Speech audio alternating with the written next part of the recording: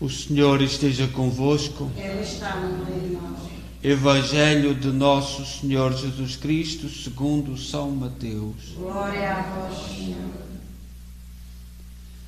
Naquele tempo, Jesus retirou-se para os lados de Tiro e Sidónia. Então uma mulher cananeia vinha daqueles arredores e começou a gritar: Senhor, filho de Davi, tem compaixão de mim. Minha filha está cruelmente atormentada por um demónio. Mas Jesus não lhe respondeu uma palavra. Os discípulos aproximaram-se e pediram-lhe: atende-a, porque ela vem a gritar atrás de nós. Jesus respondeu: não fui enviado senão às ovelhas perdidas da casa de Israel.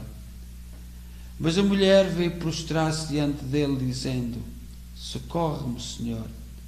Ele respondeu: não é justo que se tome o pão dos filhos para o lançar aos cachorrinhos. Mas ela insistiu: é verdade, Senhor, mas também os cachorrinhos comem as migalhas que caem da mesa de seus donos. Então Jesus respondeu-lhe: mulher, é grande a tua fé, faça-se como desejas. E a partir daquele momento a sua filha ficou curada. Palavra da salvação. Glória a vós, Senhor. Uma palavra, este Evangelho que nós acabamos de ouvir, o Papa Francisco em Lisboa, agora com o encontro dos jovens, disse uma frase que ficou, e talvez seja a frase que resume toda a visita: a Igreja é de todos. Esta foi a frase que o Papa Francisco disse em Lisboa, e eu vi muitos jovens a repetir a mesma frase: a Igreja é de todos, mas é preciso querer ser a Igreja. Nós somos criados com livre-arbítrio e, portanto, é verdade, a Igreja tem as portas abertas, a Igreja é para todos, mas é preciso querer, é preciso dar os passos, é preciso caminhar, portanto não somos obrigados. E hoje, no sentido do Evangelho, entre os judeus há a certeza, ou melhor, há a fé de que eles são o povo escolhido, são o povo eleito, e a fé é só deles, eles são o povo de Deus. E esta senhora, esta cananeia, era estrangeira, e portanto foi uma oportunidade para Jesus dizer aos discípulos, dar catequese, que era a fé da mulher.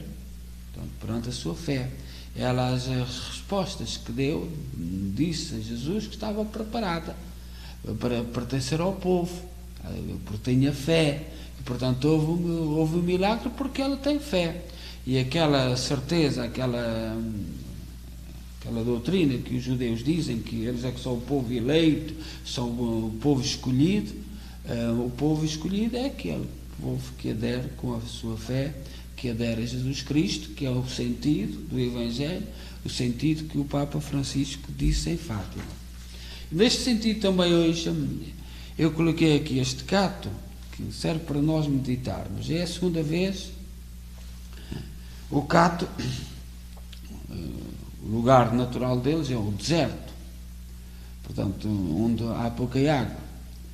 Mas de vez em quando eles presenteiam-nos com uma flor. Desta vez até foram 3 flores. E dura um dia. Abriu ontem e pronto. E morre. Isto para nós é motivo para, quando olhamos para os catos, e é por isso que eu trago para a igreja, quando ele é a segunda vez, ele deve ter uns 10 ou mais anos, e só floriu ano passado e este ano.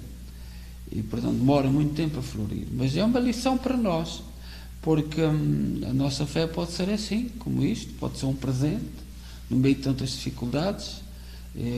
Há dias eu ofereci, porque eu tenho muitos filhos, e ofereci catos, e responderam-me: eu tenho muitos espinhos na vida, não preciso de mais espinhos. E é verdade, nós já temos muitos espinhos, mas é uma lição para nós. apesar das arguras da vida, das dificuldades do deserto, apesar de os catos dão flor.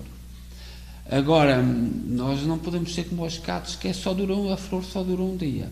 Às vezes a nossa fé é assim muito entusiasmante, mas passa breve. A santa que nós hoje celebramos, Santa Edith Stein, que era o nome original dela, ela nasceu na Alemanha, hoje a cidade dela pertence à Polónia. Como sabemos, com a Segunda Guerra Mundial, a estrutura da Alemanha mudou. Muitas vezes nós dizemos que Portugal é o país mais velho da Europa, com as fronteiras mais velhas. Porque a Alemanha, na Segunda Guerra Mundial, por exemplo, mudou as fronteiras todas. A Dinamarca chegava à cidade onde eu vivi, Hamburgo, um bairro onde vivem muitos portugueses, Altona, era da Dinamarca. Portanto, mudou tudo. A cidade onde nasceu Edith Stein era alemã, mas agora pertence à Polónia. E todos os países da Europa, portanto, a Espanha só é a Espanha 300 anos depois de nós. A Inglaterra, a Irlanda foi por um lado, etc. Portanto, nós somos o país mais antigo da Europa. Edith Stein era judia, procurava a verdade, era uma professora universitária. Um dia foi visitar uns amigos, uma casa dos amigos, e que tinham lá um livro, a biografia de Santa Teresa d'Ávila, Santa Teresa da Cruz, uma grande santa, uma grande reformuladora. E, portanto, no ano de 1921, Edith encontrou-se com este livro e a partir daí começou a investigar sobre Santa Teresa d'Ávila e depois tornou-se carmelita e ao tornar-se carmelita foi enviada para os Países Baixos, hoje Niderlândia ou Holanda, parece que agora eles não querem que se diga Holanda, mas que se diga Niderlândia. Era aí que vivia, e os bispos dos Países Baixos daquela altura, quando Hitler fez tanto mal aos judeus, fizeram um documento contra a atitude de Hitler. Então ele vingou-se, invadiu os mosteiros,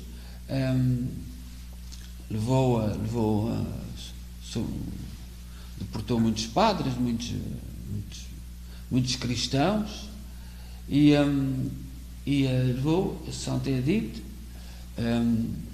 que foi martirizada. Portanto, foi completamente...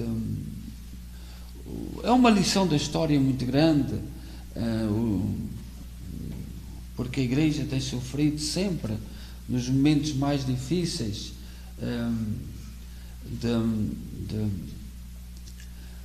da história. Os bispos, portanto, os bispos católicos dos Países Baixos fizeram um comunicado contra as deportações dos judeus, que eram deportados até para os campos de concentração, para Auschwitz, que hoje também fica na Polónia. Havia um campo de concentração muito perto da cidade onde eu vivi, em Hamburgo, mas eram campos de concentração mais pequeninos. Havia vários, o mais conhecido é aquele campo de concentração, e os bispos dos Países Baixos fizeram então um comunicado contra Hitler, contra a atitude de Hitler. Em forma de represália, Hitler mandou invadir o convento na Holanda, prender Edith e todas as religiosas, sobretudo aquelas que eram de descendência judaica. Edith foi presa porque era judia, porque se tinha convertido. Ela e mais 244 judeus católicos foram levados para o campo de concentração de Auschwitz. Ali cuidou de crianças encarceradas e ensinou o Evangelho aos presos. Em agosto de 1942, juntamente com a sua irmã Rosa, que também era religiosa, foi martirizada com o gás de Auschwitz. Depois o corpo foi queimado. Entretanto, o Papa demorou uns anos, de 1942 e 1998. Como sabeis, os santos é preciso fazer um estudo. Em 1998 o Papa declarou-a santa e padroeira da Europa também. O cerco do nazismo apertava cada vez mais e o coração da Carmelita Edith sofria pelo povo. Tinha notícias contínuas das perseguições terríveis contra os judeus. Nós, os portugueses, temos a honra na nossa história de por Portugal passou muito judeu aqui para a América e nós, muitos judeus foram ajudados pelo povo português.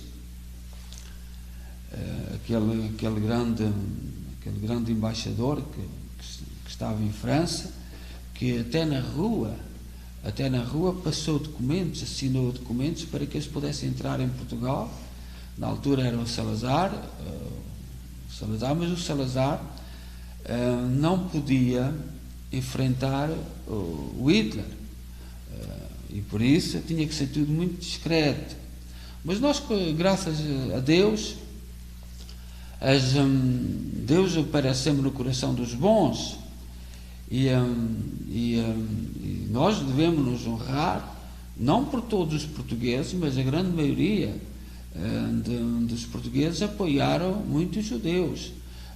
Lisboa, Porto, Açores, Madeira, foram terras que sobretudo os Açores e a Madeira, que foi uma alavanca muito grande para muitos judeus virem aqui para a América, para os Estados Unidos e para o Canadá.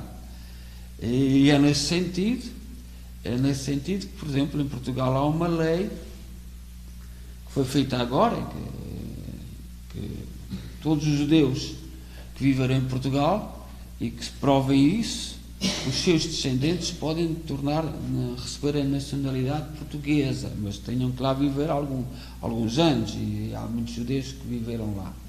Nós damos graças a Deus pela história de Edith, judaica, que se converteu ao cristianismo, carmelita, e que viveu os últimos anos da sua vida a apoiar o seu povo, e que foi martirizada pelo ódio do Hitler, do ditador do Hitler. Nós, na nossa história no Porto, quem vai na Ponta Rábida, quando o Rio Douro entra no Atlântico, há ali uma coisa de areia, e o Hitler deu várias vezes a ordem ao Salazar para que tirasse aquela areia dali, para que os submarinos entrassem no Rio Douro. E se o Salazar tivesse feito isso, as autoridades portuguesas tivessem feito isso, viriam os aliados a perseguir os submarinos, e nós teríamos entrado na Segunda Guerra Mundial. O Cristo Rei de Lisboa é o resultado disto. As mães portuguesas juntaram dinheiro para construir o Cristo Rei, em agradecimento a não termos entrado na Segunda Guerra Mundial. E nós podemos dizer muito mal do Salazar, mas ter-nos liberto da Segunda Guerra Mundial foi um grande bem. E não foi fácil, foi muito duro. É muito, muito bonito falar agora, passados estes anos, mas, por exemplo, esta atitude do Porto, por exemplo, tirar a areia do mar, está lá, e não deve ser tirada, para que toda a gente a veja, continuar lá, como testemunho de uma atitude política que nos livrou da Segunda Guerra Mundial, onde morreu Santa Edith Stein. Demos graças a Deus por isso e, sobretudo, que a nossa fé não seja assim tão... É bonita, mas é só um dia, só um dia. E que sigamos os exemplos de gente que tem a coragem, também se é cristão, dizendo não. E às vezes é preciso dizer não. E ter a coragem de dizer não. Portanto, na página da nossa história, da Segunda Guerra Mundial, o não do Salazar foi a salvação de muitos portugueses. Seja louvado nosso Jesus Cristo.